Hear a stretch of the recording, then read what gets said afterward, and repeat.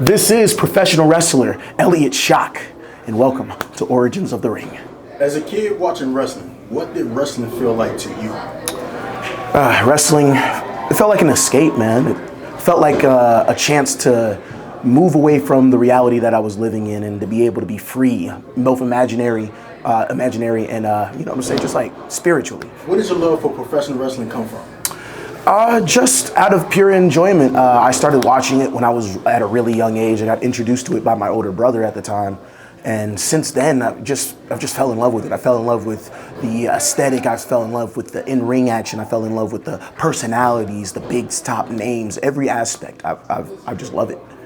Now, were you the wrestler of the family, or did you have siblings that were also into it as well? I am the wrestler of the family, as much as I hate to say it. I keep trying to get my younger brother to get into it, but he's just like, no. Even though he's got the side, he got bigger shoulders than me, man. He's just like, no, Evan, you're big time. What wrestler inspired you the most as a kid, and how did he or she affect you growing up in your childhood?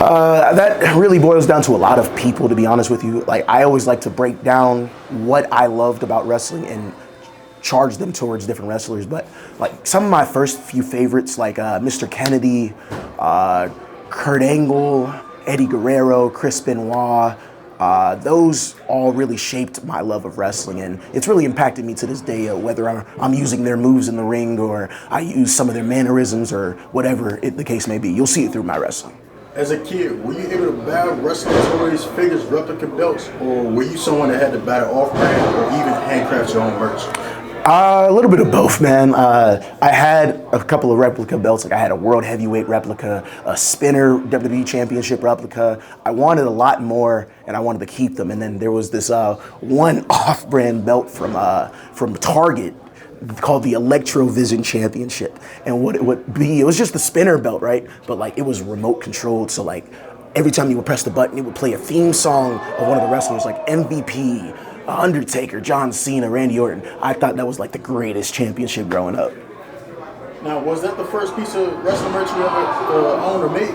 Yes, yeah, that was the first. Now, being a fan and being a wrestler are two completely different things. What was the transition like when you decided to make the switch? The transition was hard. I won't lie to you. Like, I didn't know if I could do it. I wanted to. Every night before coming to training, I would, even before I started training, I would always like pray and just be like, yeah, I want to do this. I want to take the bumps. I want to be the character. I want to do the wrestling abilities. I want to do this, that, and the third.